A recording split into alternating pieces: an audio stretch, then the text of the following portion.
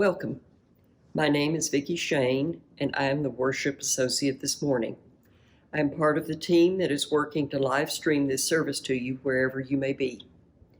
We are an inclusive congregation that welcomes you as you are, inclusive of all your identities, complexities, and situations. We welcome your whole self, even if it isn't fully assembled, because we recognize that we are all a work in progress and that we're all in this together. This service is being posted on our YouTube and Facebook pages so that folks can watch it again later. Feel free to share it with your friends. Love is the doctrine of this church. The quest for truth is its sacrament, and service is its prayer. To dwell together in peace, to seek knowledge and freedom, to serve humankind in fellowship. For this high purpose do we unite in worship.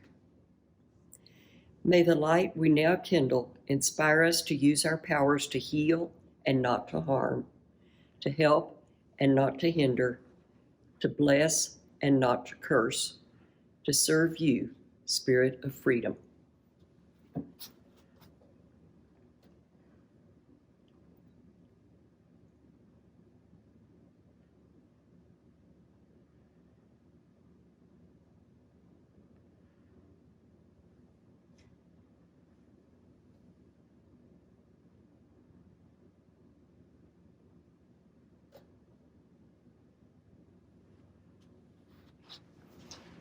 Our children's moment this morning is from a book called Of Thee I Sing by Barack Obama. He wrote it as a letter to his daughters, and I'm reading it as my thoughts for you. It's illustrated by Lauren Long. Have I told you lately how wonderful you are? How the sound of your feet running from afar brings dancing rhythms to my day? How you laugh and sunshine spills into the room? Have I told you that you are creative? A woman named Georgia O'Keeffe moved to the desert and painted petals, bone, bark. She helped us see big beauty in what is small, the hardness of stone and the softness of feather. Have I told you that you are smart? That you braid great ideas with imagination? A man named Albert Einstein turned pictures in his mind into great advances in science, changing the world with energy and light. Have I told you that you are brave? A man named Jackie Robinson played baseball and showed us all how to turn fear to respect and respect to love.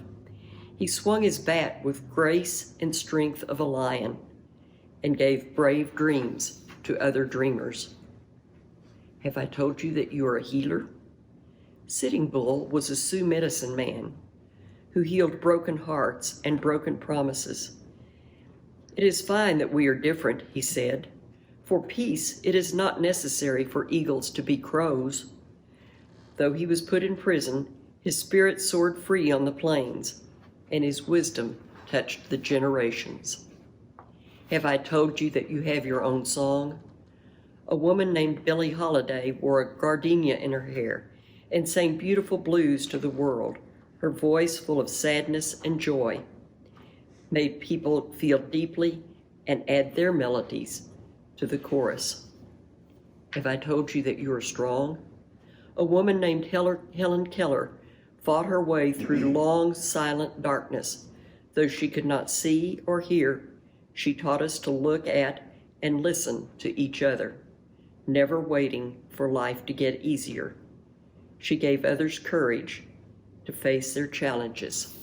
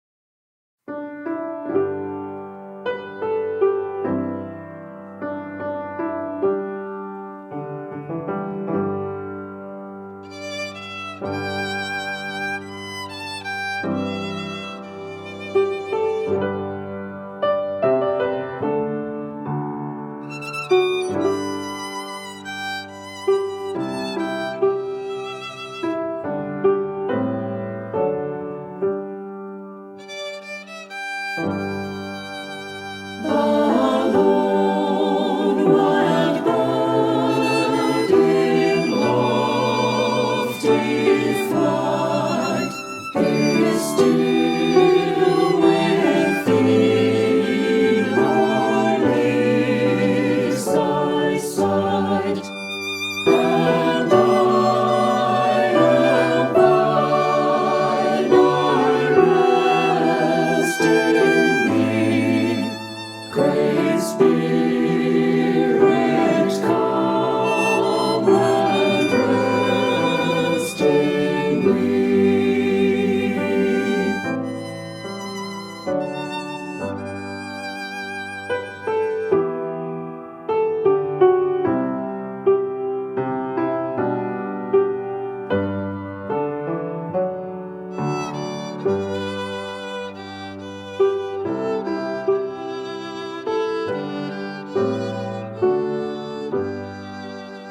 The ends of earth are in thy hand, the seas dark, deep, and far off land, and I am thine. I rest in thee, Great Spirit, come and rest in me.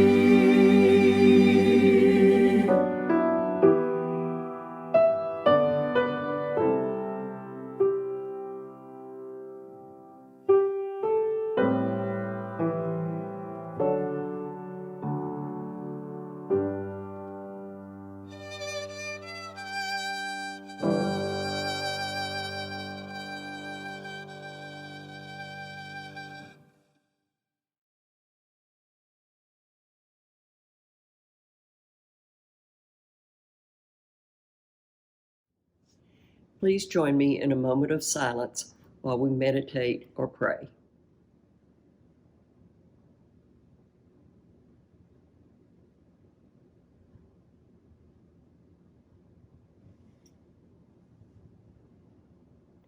May it be so. And now Gerald Shane will do the reading. This reading was written by William F. Schultz, the former head of the Unitarian Universalist. This is the mission of our faith, to teach the fragile art of hospitality, to revere the critical mind and the generous heart, to prove that diversity need not mean divisiveness, and I repeat, to prove that diversity need not mean divisiveness, and to witness to all that we hold the whole world in our hands. This morning's message is from our own Brent Biles. Brent will speak on the arc of time bends toward justice. Things are better than we think. Good morning. I was really flattered when Claudia asked me to give a talk for the church, for the fellowship. I'm a little nervous about it. I did spend several years teaching, but the church is kind of a different situation. We got a lot of really smart folks over there, so I'll try not to bore you too much. My talk today is going to be on the second principle: justice, equity, and compassion. Now, I don't know how many of you are Saturday Night Live fans, but I've been a fan for several years. I watched some of the earliest shows with some of my friends in high school, believe it or not, and we would sit down in the basement of a friend's house. But I always loved the characters that they created on the show. Some of them very memorable. I remember John Belushi and the Samurai Tailor, and Rosanna Dana always getting confused about things. Later on, Wayne's World. And recently, there's been a character that I think is pretty funny, and her name is Debbie Downer.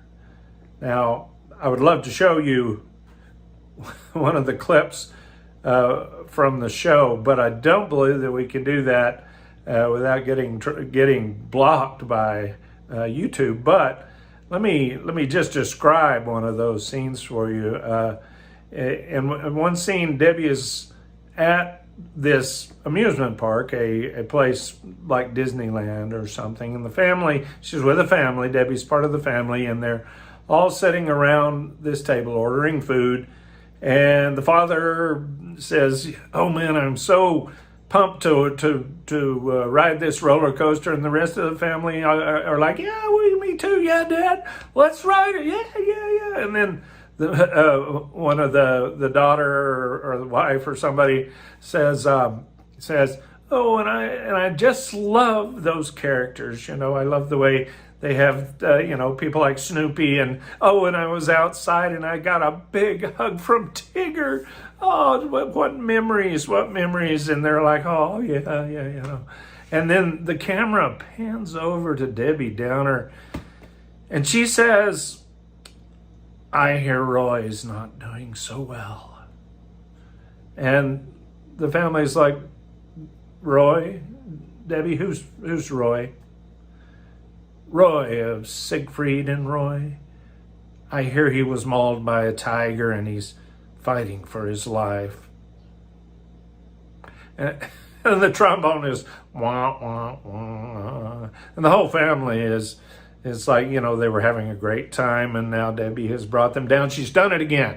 She's been Debbie Downer, and Pluto is even there, and he's like, so Debbie is, well, she's Debbie, and but obviously I didn't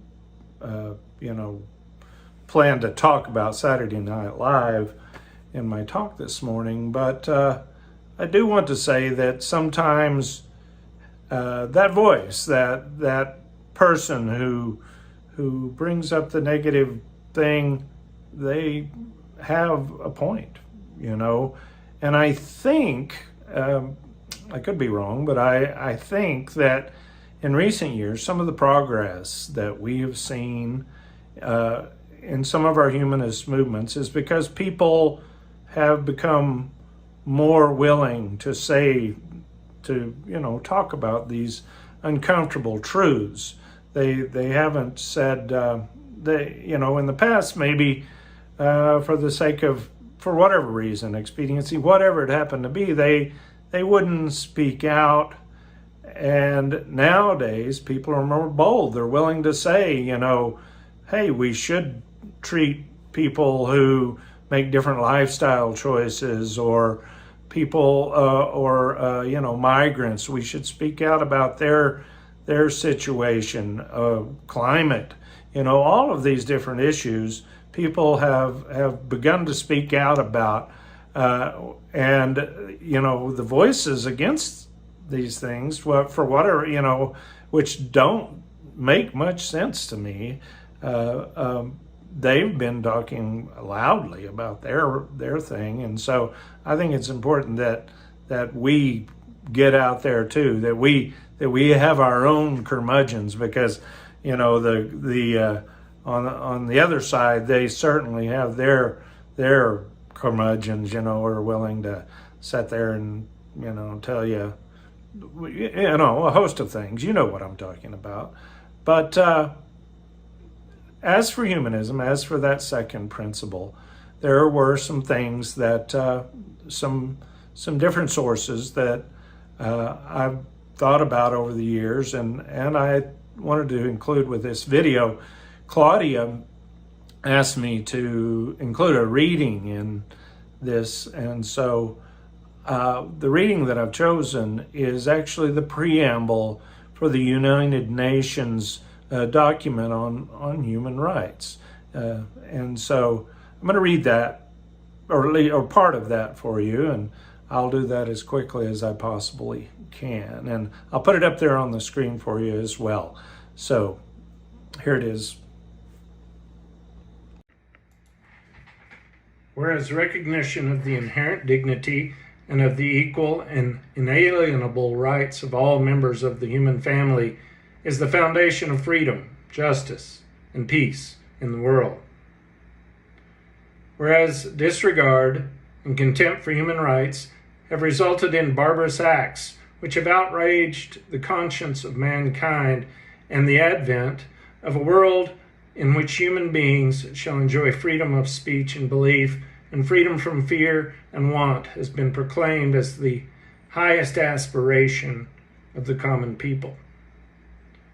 Whereas it is essential, if man is not to be compelled to have recourse as a last resort to rebellion against tyranny and oppression, that human rights should be protected by the rule of law.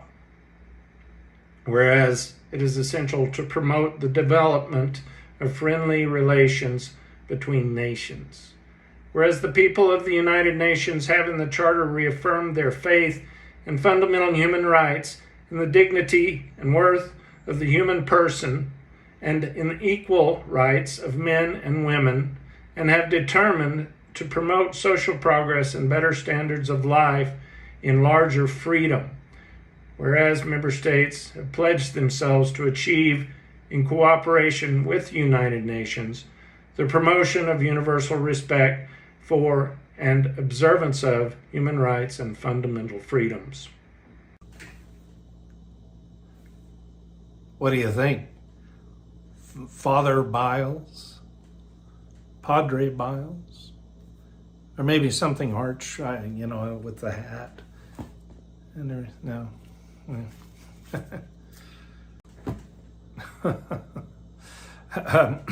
So the preamble, that was written in 1948 and enacted in December of 1948. So that's only about 75 years ago. In terms of humanity and how long we've been around, that's really a brief time, and so that's one way as a humanist that we can feel good about what's been happening, and that was just a preamble. And of course, following that, there are 30 different concepts there, ways that or things that humans need. Some of them are very basic, and some of them are more esoteric. I do think that any one of those 30 concepts that are in the actual Bill of Human Rights that follow the preamble there are worthy of their own talk. But the part that I read there, all of those whereas statements, it not only talks about whereas there are atrocities that are common in our human world, we also need to build that sense of community. And I think that's something important for humanists to do. And it's something that is not always,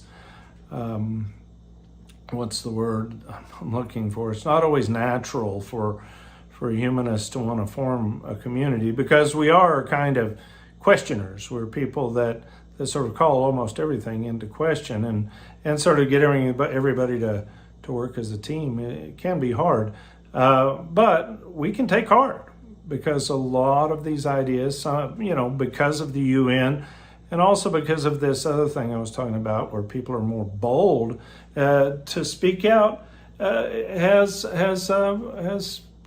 helped us to accomplish some real change. And I plan to show you some of that here in just a minute. I'm going to show you some ways that very tangible, empirical ways that show how things have been improving thanks to our humanist spirit.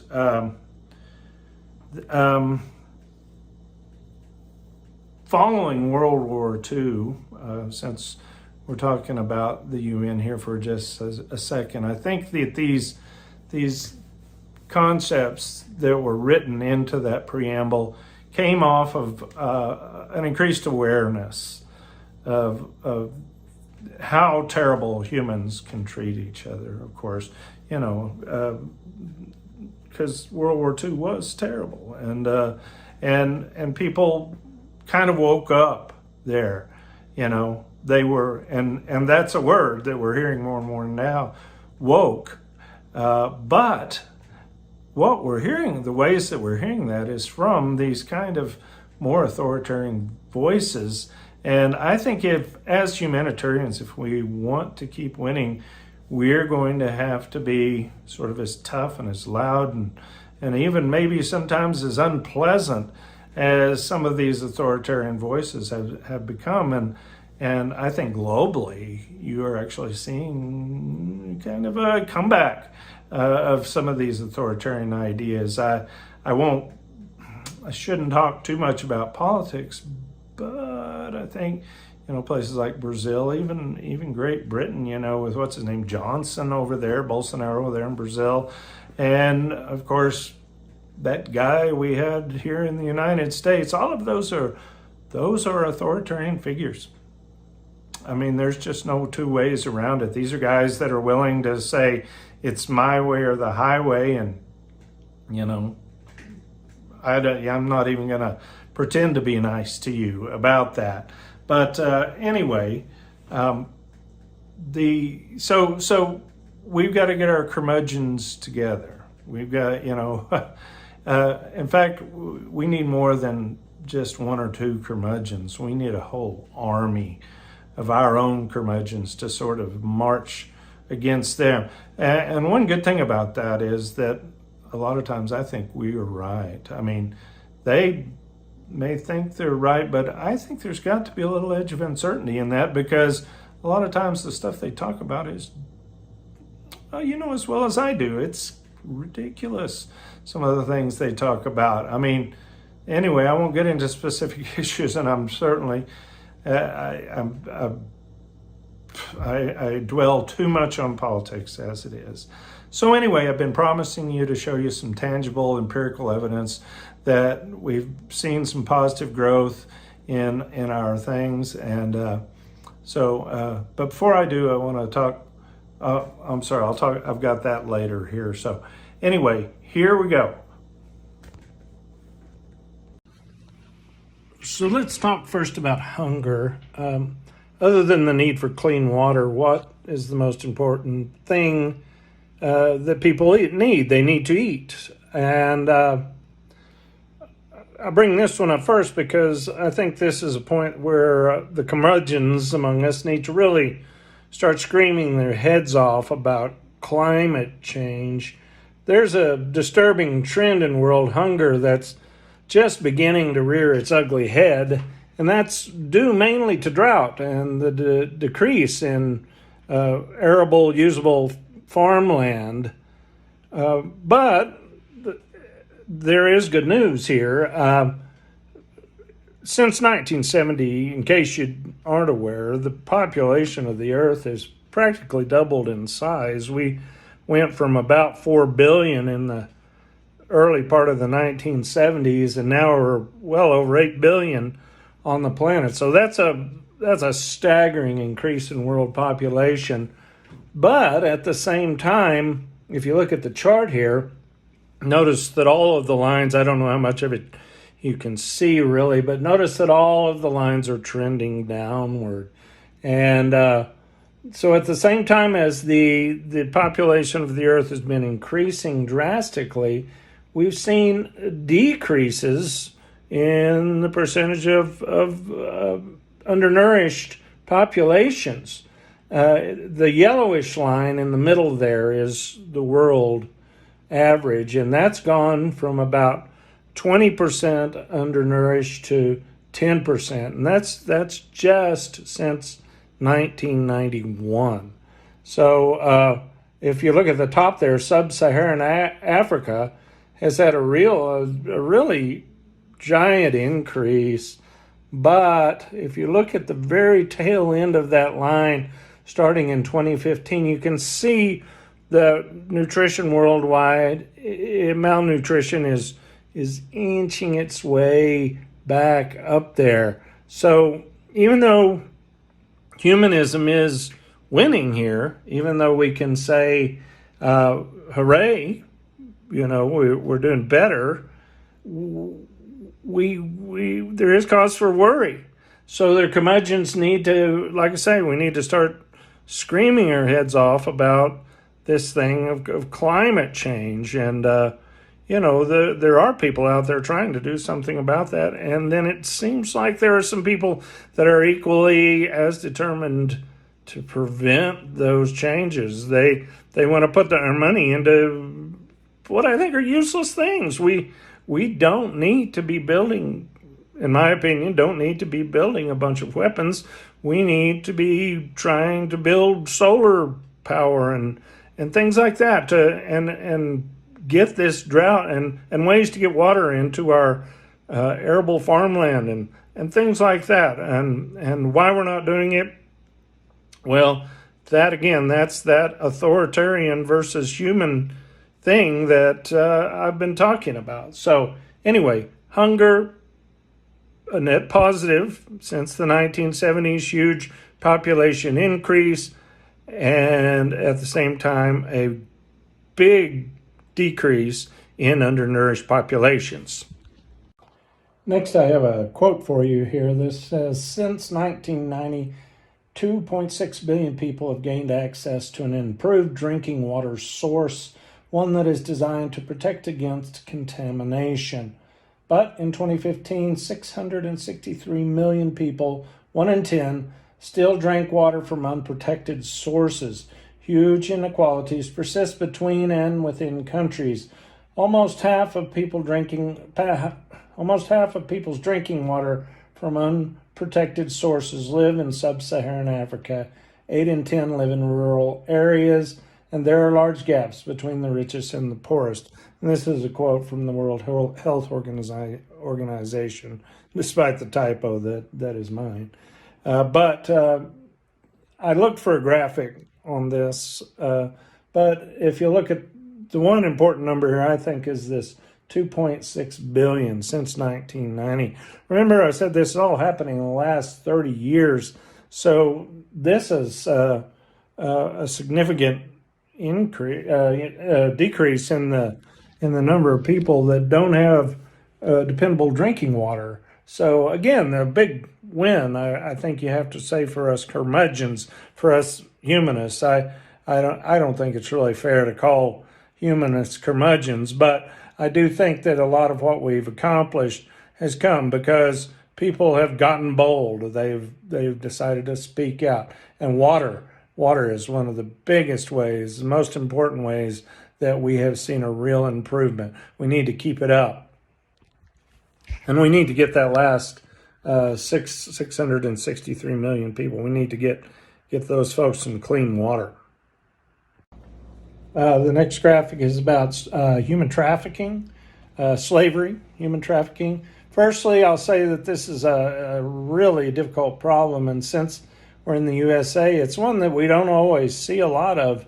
But if you go to places like Africa, Asia, Eastern Europe, South America, in a lot of places, people, especially women and children, are still subjected to slave-like working conditions. In a lot of these places, slavery is still taken for granted as part of the social order. If you're interested in the subject, this graphic outlines, sort of talks about makes a little stab at looking at the problem. But I just want to point out there, if you look at the graph, you can see there are 3 colored sections in the graph. And what's been happening is that a lot of these countries have been creating laws for the first time, creating laws that make trafficking a crime. Before, in a lot of these places, there weren't even laws to prevent these sort of things from happening. But if you look at the graph there, the light blue on the left, these are places that had some laws in place before 2003. And then if you look at the far right, the yellow, these are places in these different areas that still don't have any laws whatsoever. But the good news is right there in the middle, in the dark blue. The dark blue, since 2003, you can see that a lot of these places like South America and here in the U.S. and East Africa, Eastern Europe, a lot of these places have added new laws that protect people from human trafficking. So again, this is another big win, I think, for humanists, and I think it's one that we can keep growing with. I think that we can keep adding new laws, the curmudgeons can keep yelling about this, and people are going to respond. We can't be shy. I could go on. I could show you other examples and other ways of how this humanist thing that's been happening, that's been really growing over the past 30 years, has manifested itself in real ways. There is a lot of empirical evidence out there to support that idea. And if you're interested, Steven Pinker, Canadian research scientist, has taken the time and made the effort to compile really dozens of ways that this has been happening. And this is really, to me, is a delightful and a life-changing. It's really changed my perspective about a lot of things. Pinker doesn't always suit my sensibilities in that he attributes a lot of this success to capitalism, but he isn't a pie in the sky idealist in that way either. He spends an entire chapter, in fact, talking about how the United States has abandoned capitalism.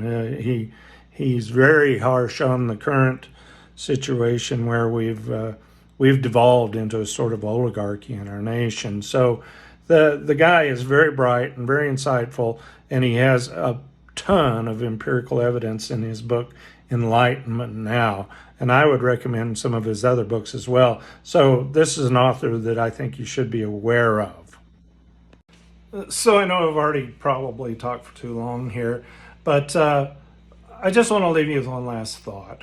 And it's something I've said half a dozen times here already. It's important for us to continue talking about this stuff. It's important for us to get out and make our voices heard. We can't be shy about this stuff. We've got to be as aggressive and as forceful as these voices against us. And I don't think that goes with our nature a lot of the time. We're more like Debbie Downer. We're more like people that want to kind of sit back and toss in that comment, and maybe we're even a little afraid that we might upset somebody when we do, so we may hesitate to do that. But I think we can find ways to do that, and I think more and more people are going to be accepting of the idea that we have to get it out there. We have to push back against what people are saying, and we can also be happy to know that a lot more often that people are on our side with that. So with that, I'm gonna leave you and thank you guys for your time. At this time in our service, we recognize the joys and concerns of the community. As we do not have any that have been shared at this time, we will light one candle for the joys and concerns not shared, but still felt deeply in our hearts.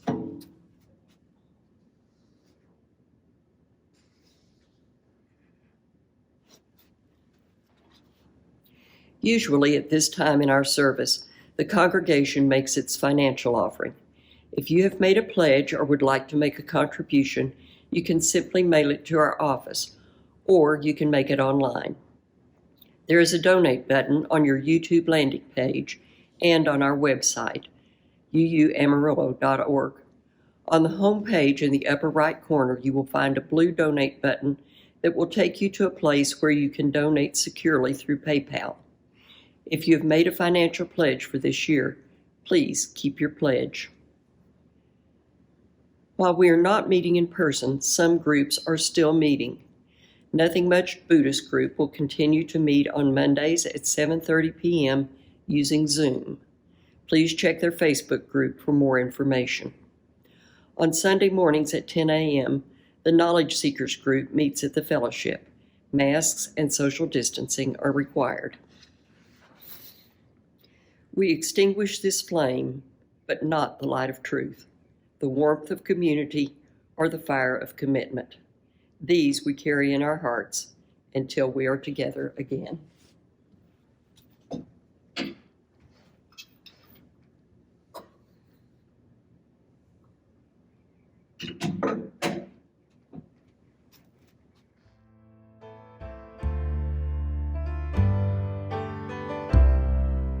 Spirit of life, come unto me. Sing in my heart all the stirrings of compassion. Blow in the wind, rise in the sea. Move in the hands, giving life the shape of justice. Roots hold me close, wings set me free. Spirit of life, come to me, come to me.